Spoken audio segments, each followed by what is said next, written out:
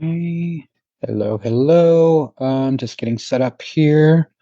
Hey, y'all, it's Uncle Paul. It's a little choppy, but hang on, let me get my. Uh, let's get our theme song playing.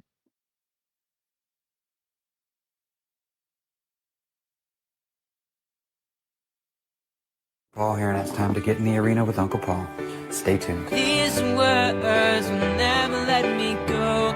Oh no, these words will never let me go. The Houston metro area has over 7 million people, and yet only one unfiltered source of news. And that's Grizzy's Hood News. Grizzy Castillo has built a platform of dedicated followers, helping her solve cases, find missing people, and cover stories that the mainstream networks just won't cover. When my nephew went missing, Grizzy was the first and only for the longest time to help us. She's become a pillar in the community, and now she's got a podcast, Hood News Unfiltered with Grizzy, that you can watch Saturday mornings at 9:30 a.m. on Houston CW or anytime at grizzyshoodnews.com. Grizzy works tirelessly to bring us content, sometimes funny, sometimes heartbreaking, and sometimes dangerous, which is why we have to support her sponsors. Go to grizzyshoodnews.com and find out how you can advertise, follow her on all the major social media platforms, or watch her anytime at grizzyshoodnews.com. If it's real news, it's Hood News. That's grizzyshoodnews.com. Hey, y'all, Uncle Paul here, and I am just waiting for Crystal Lopez, who will be joining us. We will be talking about the disappearance of her son, Jonathon Giorgianni. If you're watching on Facebook, I see you, Facebook. Just please share the live, share, and we are just waiting for Crystal to hop on with us. So just bear with me. It will be a couple more minutes. I love y'all. Thank you for joining. Let's get Gio's picture up here. Let's see here. All right, there is Geo. Hopefully you can see that. What's it looking like over there on Facebook? Do you see Geo? You do not see Geo. Why don't you see Geo? Oh, there he is. Okay. So you're seeing Geo. And I'm just waiting for Crystal to hop in. She should be here any minute. So y'all just hang out there. Let's see here. Bear with me. I'm still learning how to use Zoom, y'all. You'd think after all this time on COVID. So this is being live streamed and recorded for my podcast. The audio version will be out in a couple of weeks. I met Crystal Lopez on this journey of justice for AJ, and we've become friends, but unfortunately her son is still missing. Very similar circumstances to AJ. As soon as she should be here any minute. Oh, here she is. All right, let's get Crystal on. Let's see here.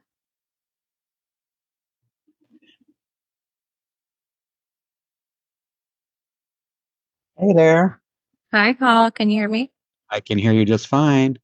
How are you? Perfect. You look great. Oh, thank you. Hold on one second. I'm just trying to get you all situated here. I can't hear too good though. Oh, you can't hear me? It's like very soft. Okay, let me try and adjust my mic. Bear with me here. Audience, if you're listening, sounds like I'm having some mic issues. So let me see which mic I'm using here. Always going to be a tech issue. Okay, so this is the one I'm using. Let me turn up the volume. Come on. Sorry, my PC is always so glitchy.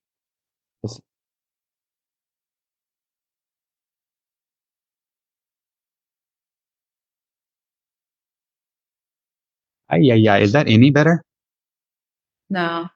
No? Okay, 1 second. When I tried turning it up, it doesn't allow it. It says the volume cannot be lowered to 0 due to iOS system limitations. Is your volume on are you talking to me through your phone, right? Yeah. Because I hear you just fine. Is your volume all the way up on your phone? Yeah, but it won't allow me to. Hold on. Let me try again. Let me see. Interesting. Because I hear you perfectly. Okay. I mean, I could talk louder. Okay. I'll just try to get closer. Let me see who's in the chat. If anyone's in the chat, if you can tell me if you're having any trouble hearing me. Oh, now I'm hearing myself. Bear with me. Okay. Now they're hearing double. Oh, let me mute that. Okay. Uh, it won't let me adjust my own mic either. Come on, Zoom. I'm trying. Is that any better at all? No. I don't know where the mic is. Okay, let me. Where's the other one? Okay, what about now? A little bit. A little bit. Okay, because I am now on that mic. Okay. Uh, well, Teresa says I'm good. So the folks in the chat are not having a hard time hearing me. So I'm wondering. I don't know what's going on. Okay, so I'm gonna try and talk as loud as I can. Okay, I fixed it. It's good. We're good. Yep, I can hear you great. Awesome. Okay. Hi, audience. I've got Crystal Lopez on the line. Let me get my questions pulled up here. They're actually seeing a picture of Geo. They're not seeing us at all, or they might be seeing a little box of us. But currently, if you're watching on the live stream, they're actually seeing a picture of Geo up right now. So let me turn that off for just a second so they can see us. All right. So I've got Crystal Lopez on the line. Do you remember how we met? I don't think I do, but then again, I was probably high. I mean, That's not funny. I'm sorry. I should have. no, it is funny. It's meant to be funny. I'm very honest about my journey. I'm very honest. So Right. it doesn't shame me at all. Because I probably, I don't recall. I don't even recall, to be honest. I really don't remember. I just remember meeting you for the first time at the benefit that you created for Alexandra de Morant Mueller. Oh, yeah. Yeah, that's odd. I can't remember how we met. I did want to play a video. It probably will be choppy for you, but I'm more interested in the audio. It's the missing. It's a 5-minute clip, but I kind of want to get your feedback on where you stand now and listening to it, if that's okay with you. So let me minimize this. Bear with me, audience. And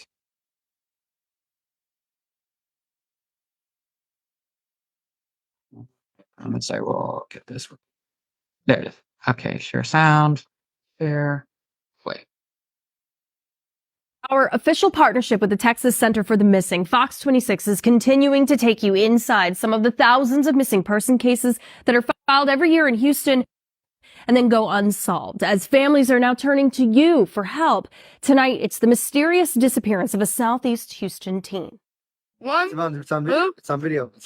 A very loving kid, very open with me. We'd sit on the couch, have long conversations. There isn't anything he wouldn't share with me. We're very close. Every day's it's like torture, but you have to get up and keep going on. I have a little one I have to take care of, so I don't have a choice. You don't have a choice. You have to be strong. And I want to answer, so I want to find out what happened to him. Crystal Lopez last saw her son, Jonathon Giorgianni, in person on December 31st, 2021.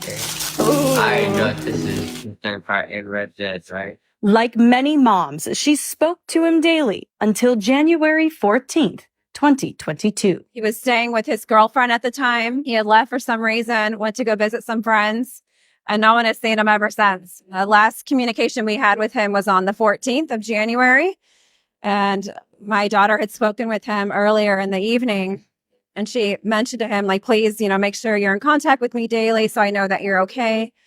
And he said that he would. And at that time, he was in trouble with us because he was recently arrested a week prior. And then he had a scheduled court date on the 26th that he didn't show up for. And when that happened, we knew something was wrong. Crystal explains that Jonathon was a good kid who lived with bipolar disorder. Unless you have a close family member who has that disorder, you really aren't aware of what that entails. And it's very difficult to have them stay on their medication. And when they're manic and not sleeping and not eating and can't think straight, they will often do things that they wouldn't normally do. It's part of the disorder. And it's easy to judge unless you have a family member with that. So he's had a rough couple of years and just had recently gotten off medication. And his behavior had been kind of erratic prior to his disappearance. But Crystal soon felt that his mental health alone couldn't explain Jonathon's absence. He's missed some important events already in our family that I know he would never miss. Another one. He loves his little sister to death, and he wasn't there for her birthday. And I know he wouldn't miss her birthday for anything. Jonathon had just lost his cell phone before his disappearance and was using a temporary phone that was only good for 30 days as he awaited the replacement. But 30 days has long passed. Without a phone, no money, nothing. A travel nurse by trade, Crystal had been working in California, but is back in Houston to race against the clock before the case goes cold. She's recruiting help from members of the community who can get the word out, and got help putting up a billboard near Hobby Airport. Her hope now in the hands of passing strangers. Where do you think he is? I think he's somewhere here in Southeast Houston. I pray for a good outcome, but I'm not too hopeful. I often question, like, why is this happening? Why is our family going through something like this? And I just have to trust God's plan that maybe there's something God knows that I wasn't privy to. I know my son suffered a lot with his condition, and I keep that in mind as well. And I just think, is this God's way of answering his prayers? My son always would just cry and ask me, Mom, why do I have this? Why do I have to be like this? Everything was very difficult for him. We'll always be here for you, Jonathan. And if you're okay, please just reach out to us and let us know. I love you more than anything in this world. Whatever you're going through, you can reach out to us. I love you, Dee. Shortly after I interviewed Crystal, she called me and said someone had rung her Oh, and told. what does it feel like watching that back? I'd watched it several times. That part at the end about, God answering his prayers, that always gets me. What does it feel like for you watching that back? I feel my heart racing. I feel like it's PTSD, I guess you could say. At that time when I was speaking with the reporter, there was so much information at that time that I didn't have, that I now have. So watching it makes me sad because I feel like I was in the dark about a lot of things that were going on in Jonathan's life. Like the video mentioned, I traveled a lot for work. So I had a lot of guilt about that, being away. He was still so fresh from residential treatment. And looking back, I just feel bad. I shouldn't have left him. He was still, needed a lot of support. And I think without me being there daily, it was easy for him just to fall through the cracks. And I just have a lot of guilt about that. So it makes me feel sad to watch that. I definitely didn't want to make you any sadder, but yeah, No, it's okay. It's okay. when I watched it the other day, like I said, that specific part at the end, that breaks me every time. So I can only imagine how you must feel. I don't have children. I'm not strong enough to have children because things like this, I don't know. I've said it before, I'll say it again till I'm blue in the face.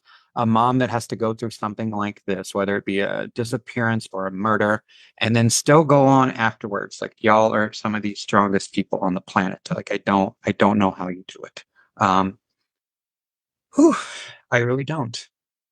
Well, I'm grateful that I have the little network that I built just, by meeting you and everyone you've introduced me to. And it does feel nice to know that I'm not suffering alone, that there's other moms out there. And it's really hard for other people to understand. You can't really explain that kind of loss or the situation that I'm in. And then to meet others, like even your sister, it's just really, it helps a lot to know that I'm not alone. I'm grateful I can help in any way, and I'll never know what it's like to lose a child, but I'm grateful you have that network, even if it's brought out of all the grief and sadness. When you said that you felt guilty, that's something I've heard Connie say a million times.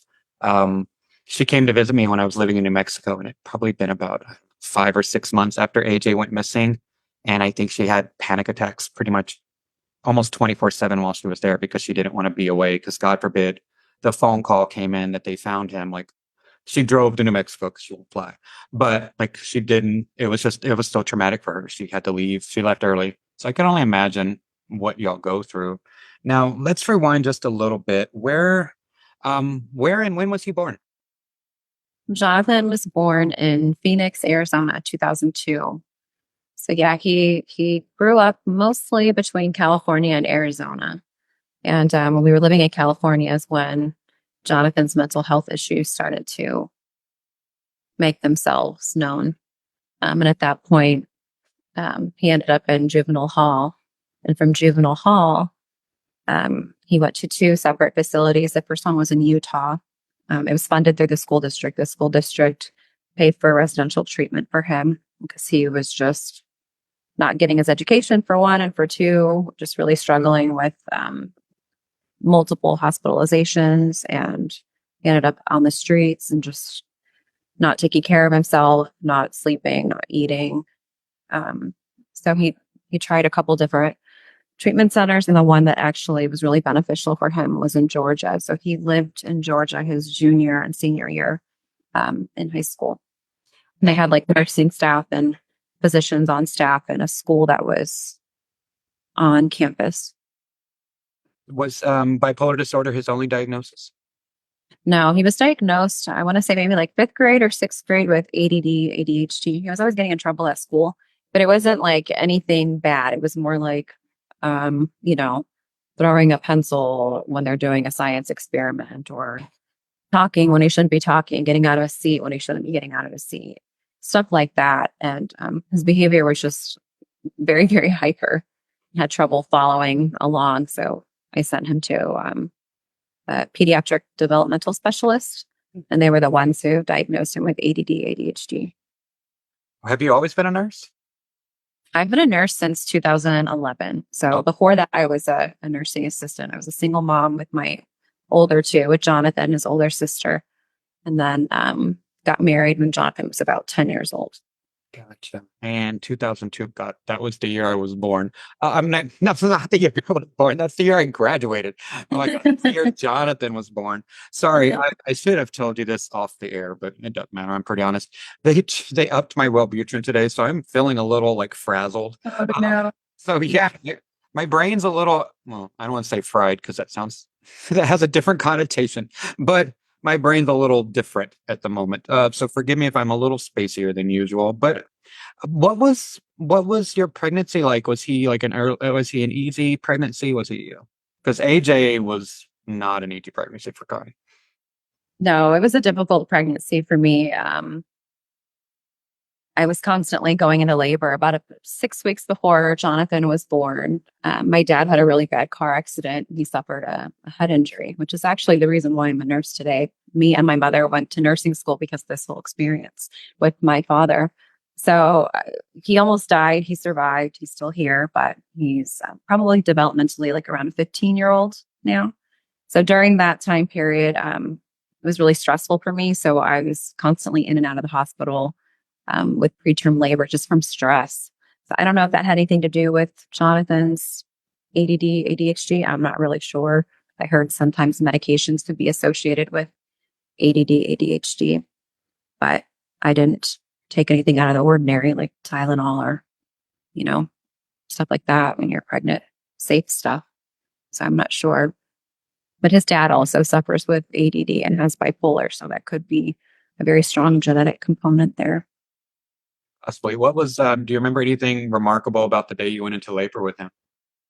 Or how was that? It was just really fast. It was super, super fast. Really?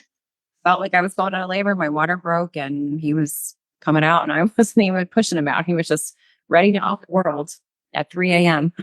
Oh, God bless you. Well, you already answered some of my questions here. So his bipolar disorder, when was he diagnosed with that and how did it start manifesting for him? So he had a lot of anxiety and depression, I guess you could say. I want to say it was like his freshman, sophomore year. And at that point, I was trying to adjust his ADD medication. And some of the medications were making him very aggressive. And he would tell me, Mom, I feel like I just want to like beat somebody up. And I don't even know why. Like little things are annoying me. He didn't want to be around people. At lunchtime, he would go to the bathroom and he would call me and he would just say like, I just can't take being around people right now.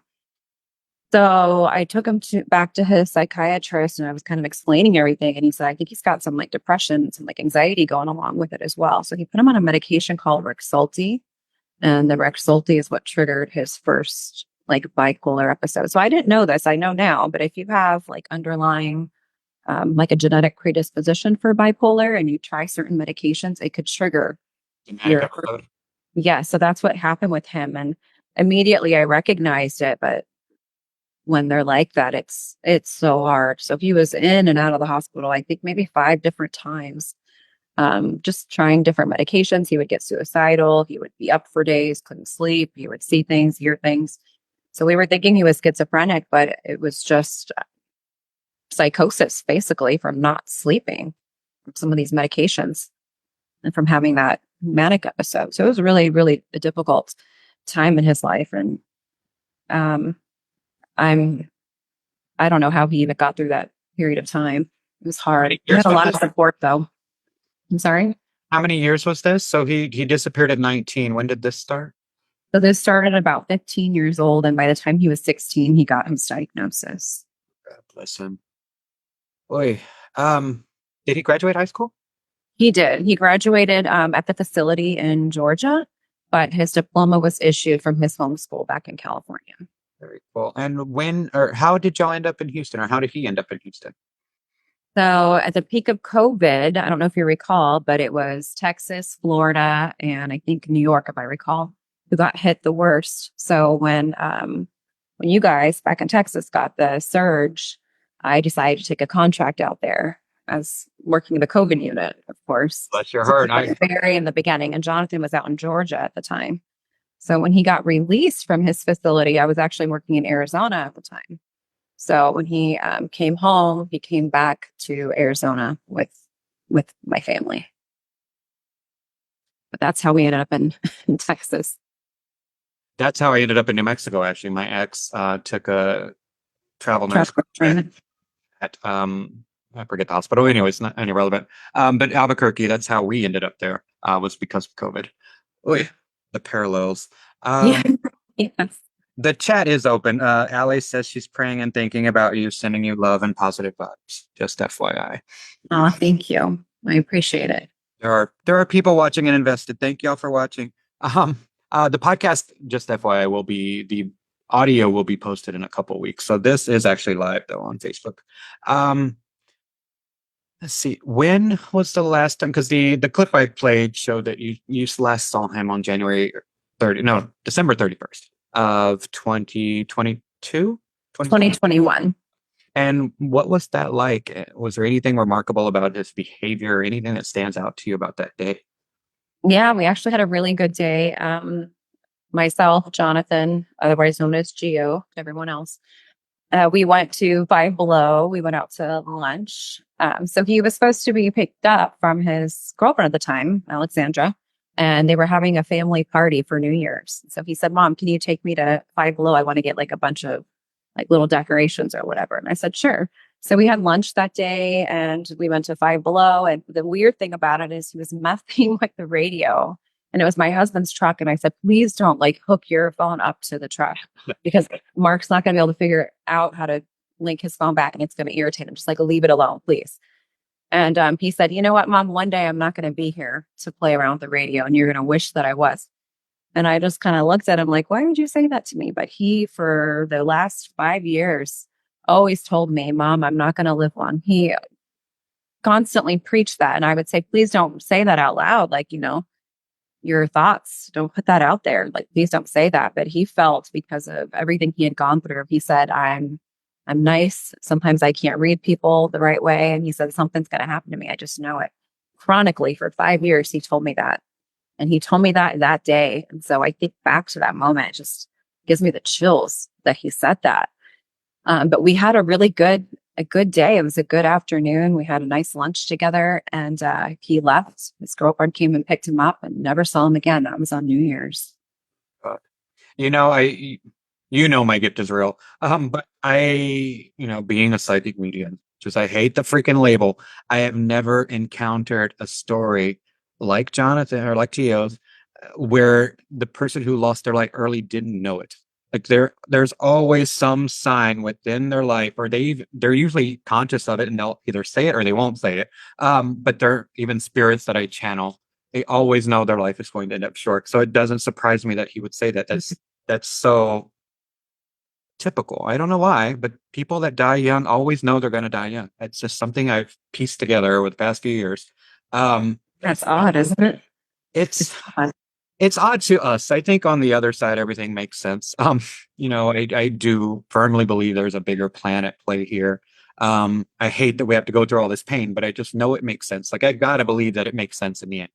But it is odd. It is odd. I have never encountered a spirit, whether alive or dead, that didn't know they were going to have a short-lived life. So I wasn't surprised that you said that, but it still kind of gives me goosebumps too to hear it. Yes. Um, and the last time you spoke to him was mid-January. What was your relationship like at the time? Oh, for the last 2 months, it was really tough because Jonathan had got off his medication and his behavior reminded me a lot of when he was using. But at that point, I didn't see any signs of it. And I really thought that it was because he was off the medication that he was acting the way that he was acting. Because I thought after everything he'd been through and being 2 years sober, and he was so happy to be home, I never thought that he would touch anything. Why did I think that? I don't know. I just really wanted to believe that in my heart. Maybe it was just like a self-defense protective mechanism. I don't know. So when I actually did find out that he was using months later, after he disappeared, I was just shocked, to be honest with you. But our relationship had been strained the previous couple months. I don't know if I've ever told you this before, but a couple months before he disappeared, there was a man that showed up at my house and was knocking on the door.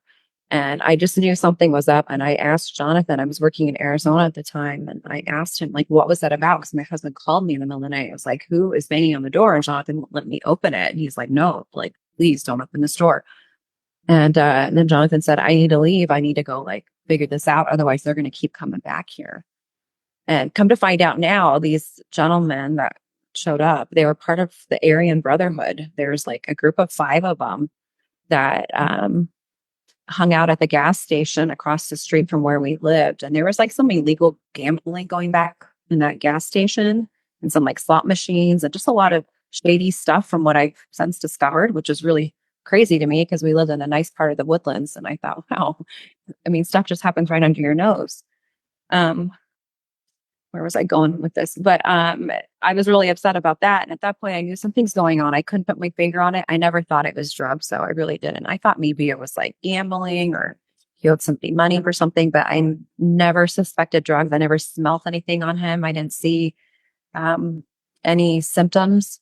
But now looking back, I'm like, you know what? Those were symptoms, but I just thought it was him being manic because they mimicked each other. What was his substance of choice? A lot of Xanax in the past, not most recently, but most recently it was meth. The devil. So I never smelled anything. I kept, thinking, oh, if it was like weed or a Xanax, I could tell because he would be like, falling asleep or tired, but he was always like amped up. And that's how he was when he was manic. So I really, really felt it was the medication. I would have never in a million years thought that he would touch that. Well, I know you know this being a medical professional, but a lot of times when folks are in episodes of mania, they feel good. To the outside world, they don't look so good, but they feel good. And when I sometimes have episodes of mania too, but when we come down, we want to feel that natural high again. So a lot of times those suffering from bipolar disorder will self-medicate with the stimulant to go back into the mania.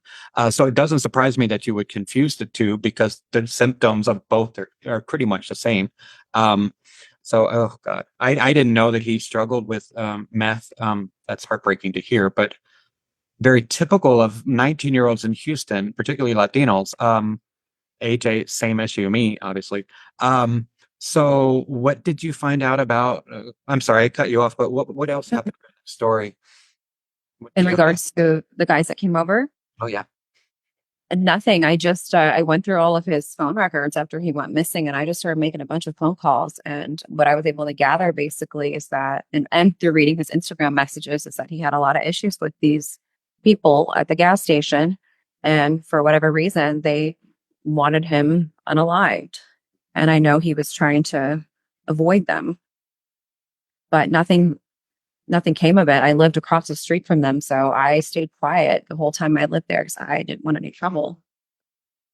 And when did you realize he was missing? Where was he living at the time of it? He was living at home with us, with our family. When I realized he was missing was on the 14th of January.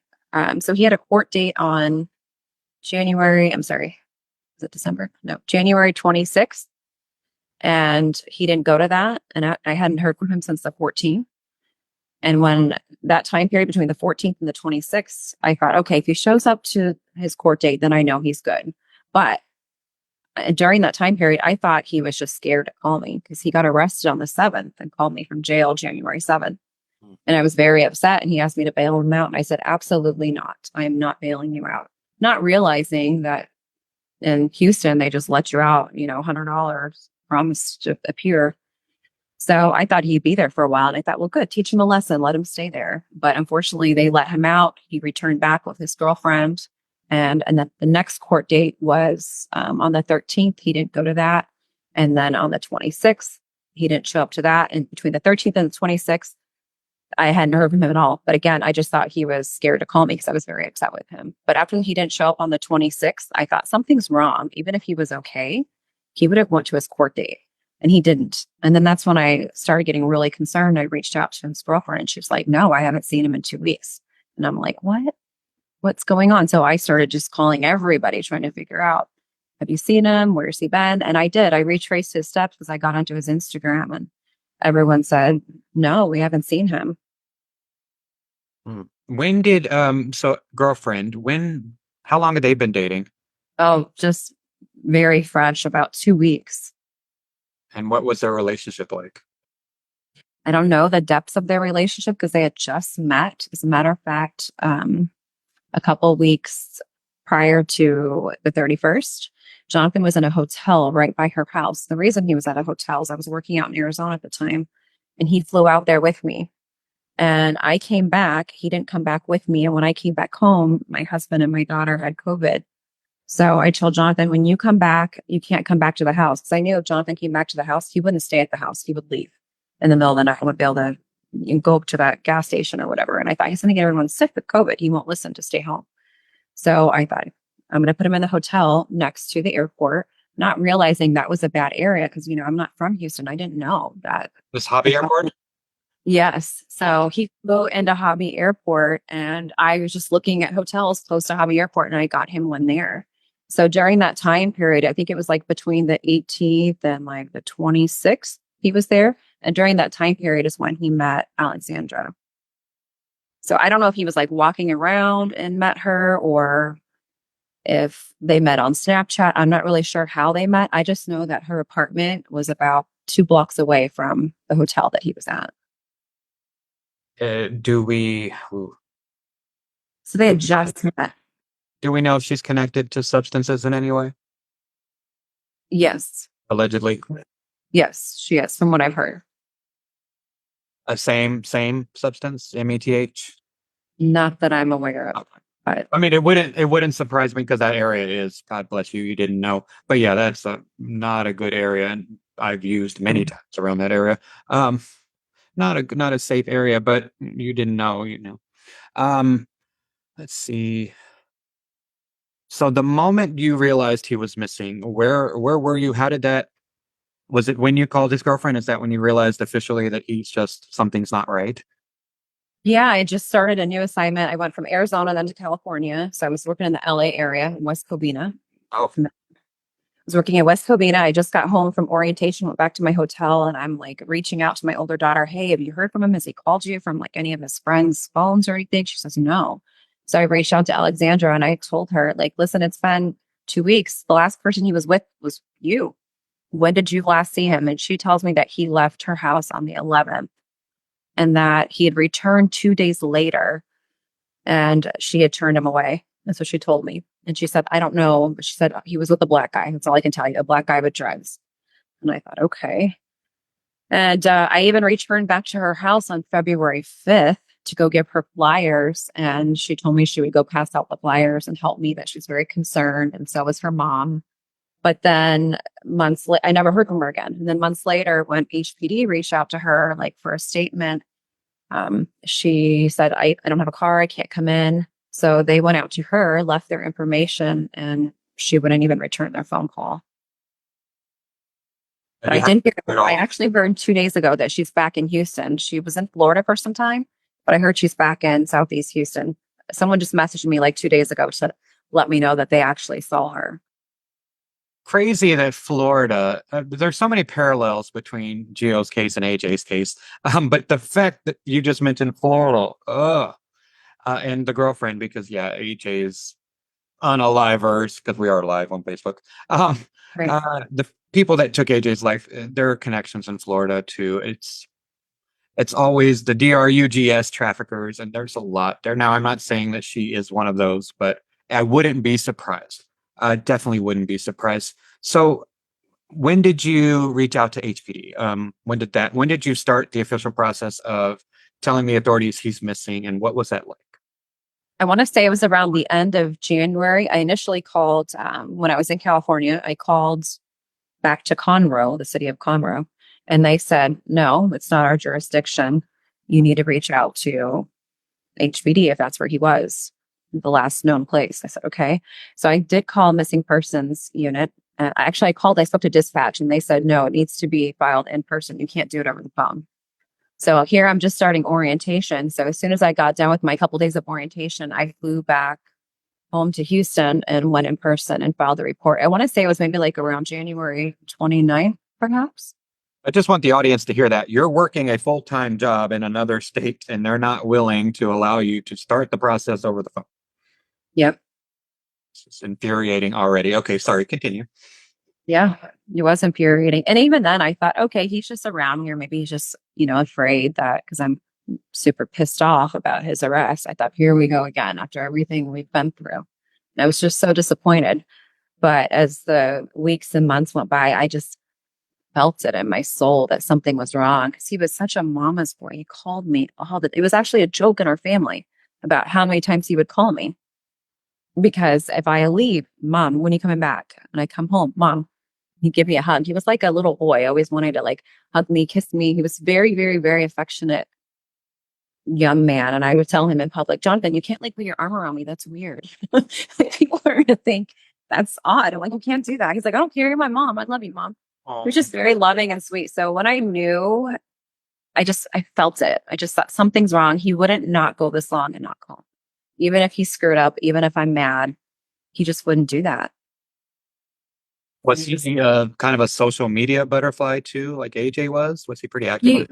Yeah, he was always on Instagram and Snapchat. And same thing, I was able to get into both of those accounts. And after the 14th, there's zero activity. As a matter of fact, there was a ton of unread messages. And one of the last messages that he received was from the young man that he was arrested with. And that was on January 7th. And come to find out, that young man was actually his girlfriend's ex-boyfriend. So she introduced him as a friend, but really it was her ex-boyfriend. So wait. The guy that he was arrested with is girlfriend's ex-boyfriend? Yes. And when did you find this out? I found this out maybe like 5 months after he went missing. Does anything about that arrest of them together, well, this sounds like a dumb question now I think about it. That seems very suspicious already. The fact that, do you get the sense that she set him up or that she worked with anyone to? Absolutely. And it wouldn't be the first time. As a matter of fact, I just got a message yesterday from somebody, just saw one of my posts and came forward with a whole bunch of information that they provided and gave me information about Alexandra. And I've heard this before, but this is the second time I'm hearing it. I heard that the girlfriend was a working girl and that she was known to recruit men and have them set up and basically just have her guys come in and get rid of them. So it was like God, sorry, I didn't know that about the story at all, but that is my belief with Joni, AJ's girlfriend. That's like my exact belief, that exactly what she did. The same exact thing. I didn't know this about Gio's story. I firmly believe there are networks of traffickers that work with women like her, like Joni, to kind of set up these young, vulnerable men, especially if there's, any kind of mental health issues, addiction issues, supply them with, what they need, get them hooked, have them do their deeds, and then just when they're they're completely disposable to them. Yeah, this person even sent me pictures of her handler. of his girlfriend's handler and gave me a bunch of information. And I was just blown away. And then she told me what areas that she heard that she hung out on and gave me like, you know, what's the word? Cross streets of where she worked out of. How And does then it I feel asked, as a mom? As a mom, how does it? I mean, there's one thing to be an investigator, but you're also his mother. How does this feel to hear? it's disgusting. I feel upset. I think, damn it, Jonathan, why did you not listen? Like, why did you get involved in this? But I know oftentimes, the drugs leads to other things, unfortunately. And especially at that age, I don't know if at that age I would have had the capacity to understand how big and how dangerous all of that was. Um, Especially when there's a substance involved, and especially if I'm fighting any kind of mania where I already feel invincible. Um, Yeah. And he was so outgoing too. So there was never like that sense that a normal person would have where you feel like fear about going up to somebody or maybe like uncomfortable. No, he talked to everybody. If you're the person standing in front of him in line, whether it's the gas station, the movie theater, a restaurant, whatever it is, he's talking to you. He's saying, "Hey, what's up?" Super, super outgoing, like oddly outgoing. So I told him you can't always talk to people like that. You don't know if they're up to no good or if they can get you in trouble. You can't be so trusting. And he was just very trusting of everybody. a blessing and a curse. I mean, that's a beautiful thing to have, but it is very dangerous in big cities, especially. Uh, Yeah. how have you been treated by? So, Harem, I'm sorry. How have you been treated by authorities? Have they been helpful to you? Have they? Initially, in the beginning, his detective is always very polite to me when I do speak to her. But I want to say for the last year and a half, I've had to call multiple times, email. I don't get a response. The last time I spoke to her, I waited, I think, 4 months to hear something after sending emails, a text message, and leaving voicemails. And then finally, I called her sergeant. And this was back in August. And then I did get a phone call back. And then I was told she'd follow up with me, and I have not heard anything. And then I since have sent 2 follow-up emails and nothing. And it's very frustrating. And I really feel in my heart that they spend their time and energy on cases where they feel that person is worthy of their time. And it breaks my heart for him, because I don't want him to be remembered as, just some loser kid because of what he's gone through and the choices he made. I feel like, yes, he did make choices that were not good, but everybody doesn't know the real him like I know the real him. It's easy to look at something on paper and say, oh, this kid's a loser, not worth my time to even bother looking for. Like, that's still someone's child. He's a human being. Huh. He's God's child. Amen to that. And outside of working with HPD, what else have you done to try and talking with his girlfriend and whatnot? What other agencies, media outlets have you tried working with or have worked with? So I work with Fox News 26. As you're aware, we both did the missing segment. Telemundo, Univision ran his story. You've ran his story, so I'm so appreciative of that. Also, thank you again. At least I can be. And then Grizzy obviously ran his story. She was out there during media day and did a live for his story as well. And then mostly just on my own, I've worked countless hours just talking to different people. Surprisingly, a lot of people have been pretty open with me and shared a lot of information just by going through his phone records. I've talked to so many different people through his social media, met a lot of people that way. But that's pretty much it. It's just been mostly on my own, to be honest with you. So having done all that, what do you think happened to him? Well, I did have somebody reach out 3 months after he went missing. And this person claimed that 3 females and a male took his life, and that those are the 4 that were present. And then she gave me all of their names. And then she gave me 2 male names who apparently helped dispose of him. At the time, I didn't believe it because I felt like, how does he know these people? So I started researching these people and I thought, there's no way that he knows them. She's got the wrong person. So for months, I didn't believe it. I really thought she had the wrong person. But after I started investigating on my own, I realized that his girlfriend knew these girls and I put two and two together. And then I was able to tie one of the females to a Cash App transaction. So on January 11th, a couple days before he went missing, my son had reached out to my older daughter and asked her to send him money on Cash App. And she sent money on Cash App to a female.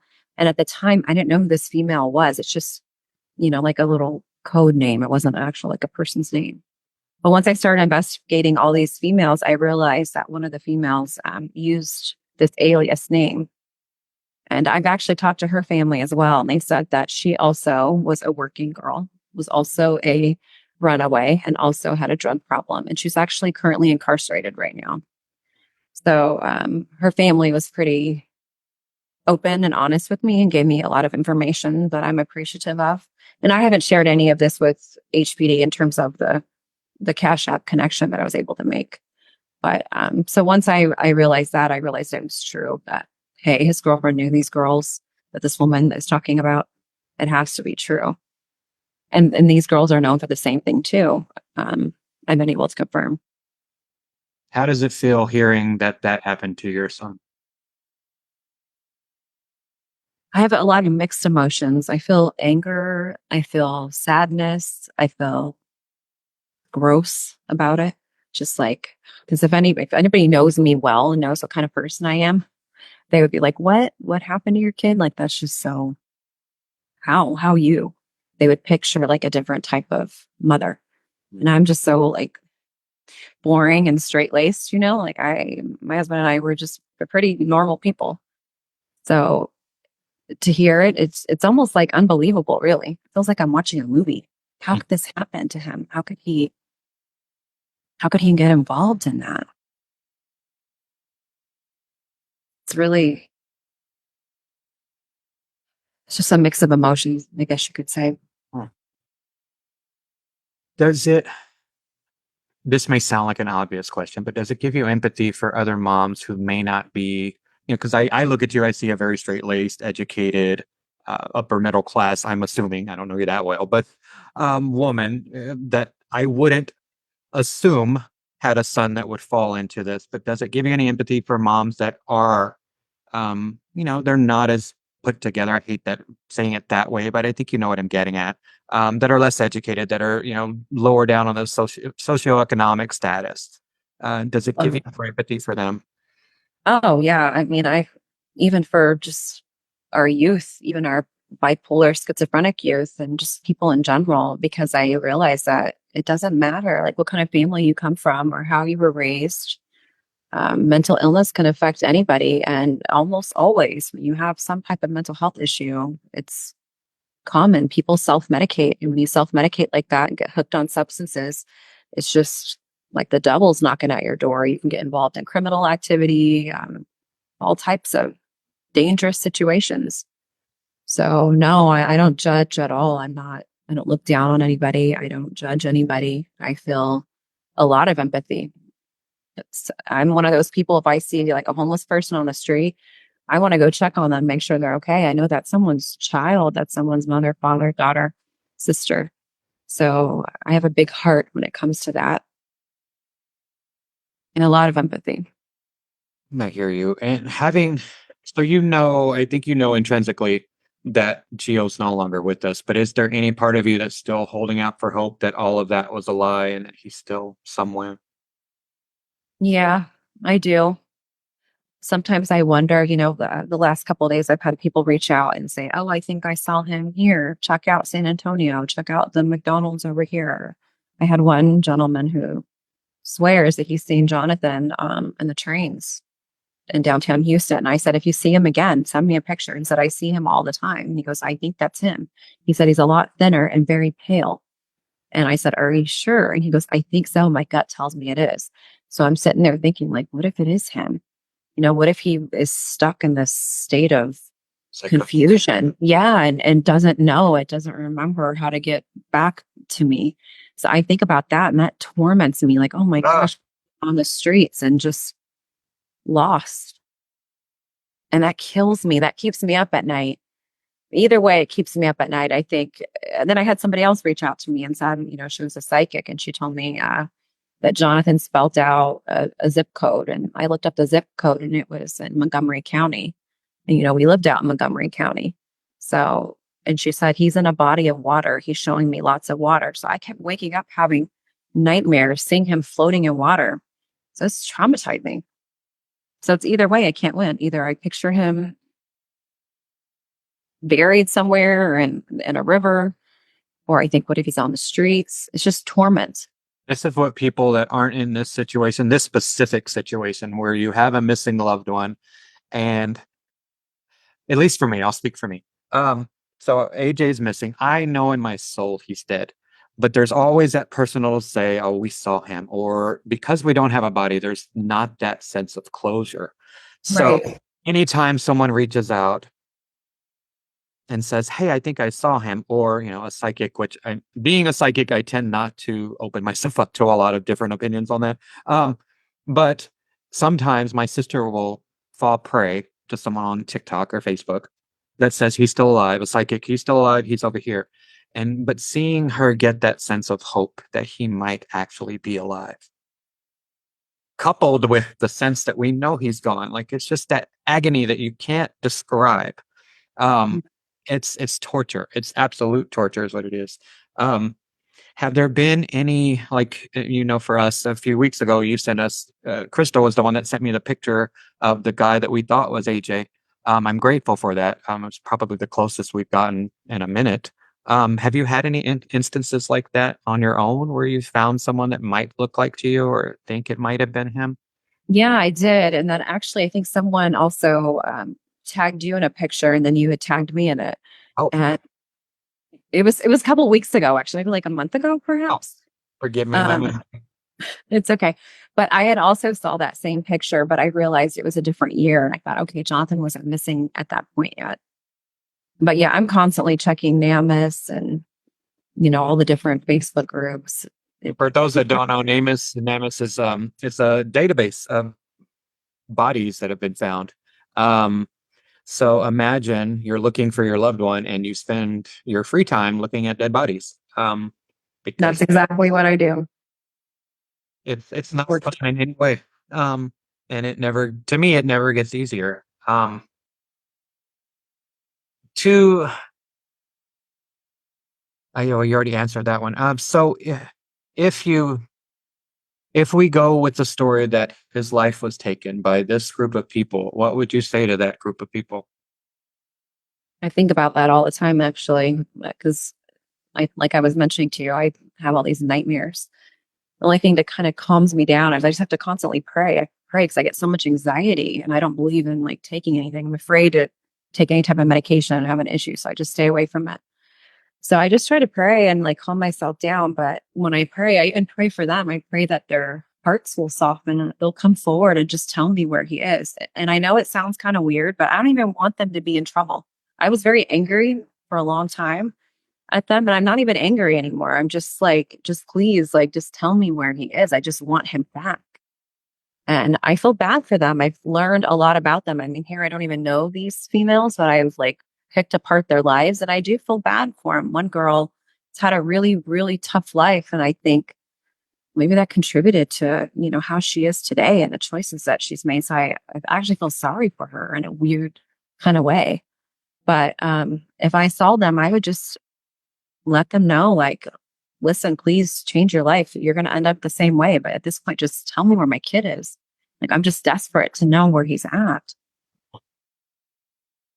Whew, sorry, I'm having an emotional reaction because, of course, I am. But I'm not a mom of a missing son, so I don't know what that feels like. But I can't imagine it feels good. To deal with that all day. The only thing I can relate it to is AJ and my brother. But like I've said this before, like I've already forgiven the people that did this to AJ. Because I know that the agony that they're in, and granted, it's not the same kind of agony, it's very different. And not all of my family feels the same way. I'm only speaking for me. But they've got to carry this. every single day, um, and hide it every single day. And a lie like this big, especially if there's substance abuse around them, which I imagine you'd have to be an addict to live with this kind of shame and guilt. So I can't imagine their lives are easy. And I don't know that I'd want them to be any harder. I just, for at least for me, I just would like closure, just to say, so I can move on with my life. I mean, Yes. Do you feel like you're stuck? yes, there are other things I would like to accomplish outside of, looking for justice for AJ, but alas, it's where you and I are.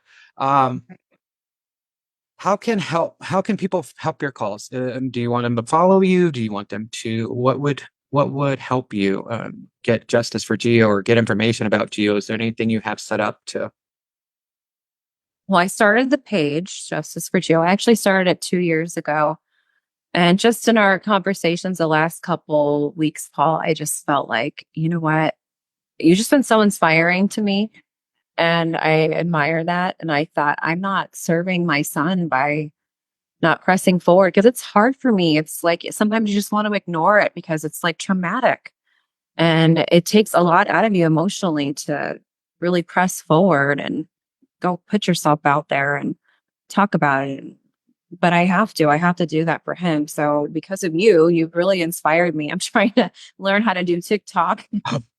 Well, get to it because try fast because who knows if it'll be there in a few days. But Right. So I started the page Justice for Geo. So I just really want people to help share his story. And if there's anything they know, to reach out to me, even me directly. Or to eat maybe Crime Stoppers if they're more comfortable. Crime Stoppers, you can remain anonymous. I just want to know where he's at. And I know someone had to have seen something, even if they weren't directly related to these girls. Maybe somebody saw something or heard something when, they were all getting high somewhere together and someone said something and somebody heard it. Just anything, because I don't have proof and I need proof. I just need people's help to get his story out there, put the pressure on these females. I really believe that's what happened. Now, I could be wrong. This lady could have the wrong person, and maybe it's something totally unrelated. But if it is these girls, at least apply the pressure. And I think it'll help if we keep talking about it. I hear you. And you'd mentioned in the episode we did for Voices for Banners that there was a connection between at least Gio's case and Emily Rivera's case with Xavier. Would you mind elaborating on that real quick? Yeah, absolutely. So through my phone calls, when I was calling around a bunch of people, I was able to get information that Jonathan's girlfriend, Alexandra, was involved in Emily's son's case. And this person gave me very specific information and told me the position of where the people that shot her son were standing. And that was not released to the media. That wasn't released to anybody, but this person knew because she had firsthand knowledge of it. And she told me, listen, if your son is dating Alexandra, I promise you, she is somehow involved. Maybe she didn't do it exactly, but she knows who did do it. So she gave me information, and the information she gave me, I shared back with Jonathan's detective, and then I reported everything to her, and she called me back later and she said, how did you know they were standing behind the wall? And I said, because that's what that person told me. And at that point, I didn't even know who Emily was. I didn't know. I put two and two together because I watched when you guys were outside of HPD, you guys did like a protest out there. And someone had interviewed Emily, and she started talking about her son Xavier, and Xavier was gunned down off of Broadway. And then they showed the location. I went and looked it up, and they showed the location. And I thought, oh my gosh, that was right next to Alex's house. And then I remembered my conversation with that person I talked to. And I thought she mentioned this person's name was Xavier. And I thought that has to be the same Alexandra. It has to be the same Xavier. And I put two and two together, and I reached out to Emily and I said, hey, you don't know me. My son's missing, but by any chance, you know a girl named Alexandra? And she was like, yes. Why? And I said, because I heard she's involved in your son's murder. God. And she was like, what? And she was a little bit afraid to talk to me. She doesn't know who I am, for some random person. And I explained to her what had happened and the information that I was given. And I told her everything that I was told, I didn't tell her who told me, but I told her what I had heard. And I said, my son was dating her and he went missing like a month before your son was murdered. And my son was dating her. So it was just odd This that how that all tied together.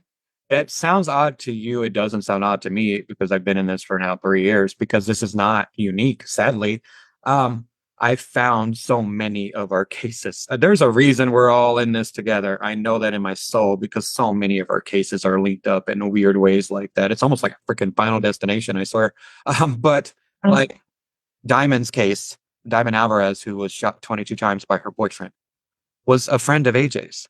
And we didn't know that. My followers found that out. They connected the dots. I'm just like, and then now Emily and you are connected in a weird way. I wouldn't doubt if AJ and Geo down the line are connected in some weird way. Like it's to me, it all circles back to corruption in Houston and traffickers and these organized crime groups that are, in my opinion, running the city, because there's no government there. There's just, it's a mess. It's a mess. Now, Houston does have a new mayor, John Whitmire, who looks like Thank you, Jesus. Yes. he's actually called out Sylvester Turner, and I'm grateful for that. What would you say to Mayor Whitmire if he were standing in front of you about how missing people like Jonathan, like AJ, those with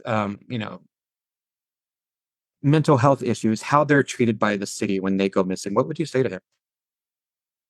Yeah, I thought about that as well because, like you and I had talked about last week, with the big controversy with all the sexual assault cases not being investigated, that actually made national news. I want to know why there's not a huge outcry about the missing persons cases. Why do we only have a small team of detectives working in missing persons when there's thousands and thousands and thousands of people missing and they cannot investigate these cases? So I really feel like they're picking and choosing who they choose to follow up on because they just don't have the time or the manpower. And why is that okay? Why is that acceptable? I would like to ask him, why is this not being addressed? Everyone's talking about the sexual assault cases. What about the missing persons cases? Which just further feeds trafficking. If people know that, no one's going to investigate a missing person and nobody cares, why not traffic people for sex and organ harvesting? We're just further creating a bigger problem. Thank you. Years. Thank you. Thank you. Thank you. I've been screaming that for 3 years. Yes, the criminals are absolutely aware that nobody's investigating these cases. Some of these cases are even just being closed for lack of personnel. Right. They're aware of this. So there's no impetus for them to stop doing what they're doing. Like it's just a breeding ground for organized crime, sex trafficking, drug trafficking, child trafficking, organ harvesting, whatever you can think of is likely happening in Houston because nobody's working on any of this. No. Don't get me on my pedestal. Or my soapbox, whatever you call it. Now we do have to wrap up. So okay, this is gonna get a little emotional, but outside of just the missing and the justice and all that, what do you miss most about your son?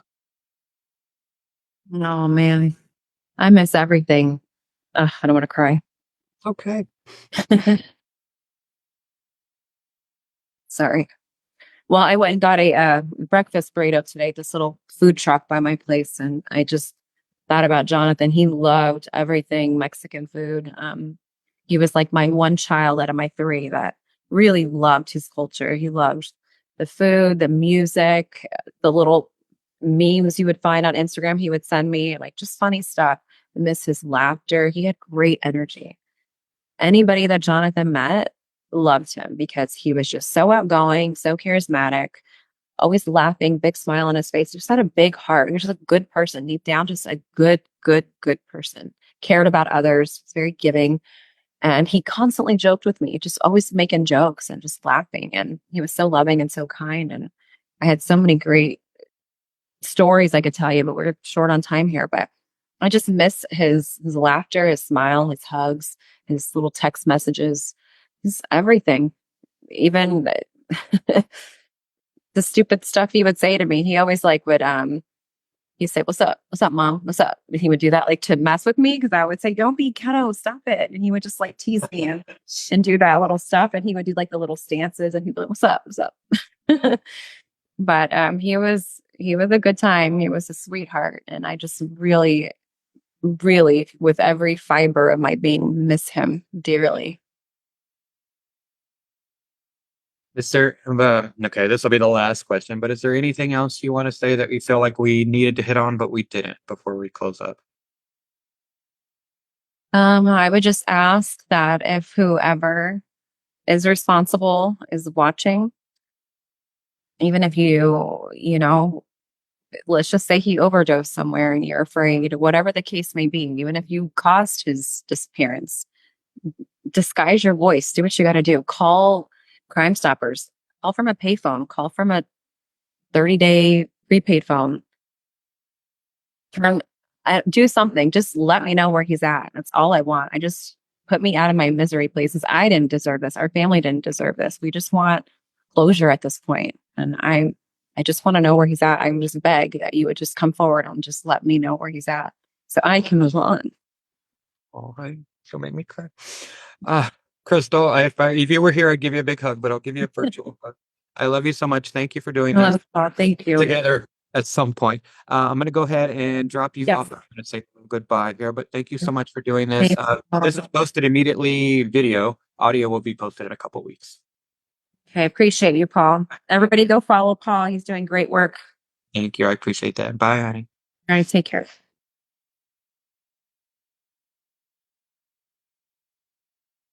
All right, y'all. Well, thank you for watching. That was a heartbreaking interview, but I appreciate y'all being here with us. I will tag the Justice for Geo group in the description of this video and audio podcast. Let me get my little closing song up here. Let's see here. Let's see. Anyone in the chat have any questions before we close up? I see y'all watching on Facebook. We are live on Facebook for those who are listening. Well, I was going to play my little out song, but I don't have it queued up. This is the first time I've gone live where I've played the like my Grizzy ad because I have a lot of things going on here. But let's see here if we can get this going. Hey yo, Uncle Paul here. It's time to get me. I wanted to play my little out song, but here we go. I will learn this one day. Grizzy makes it look easy. Y'all don't even know how hard it is. Arena with Uncle Paul. Stay tuned. Bye, y'all. Love y'all.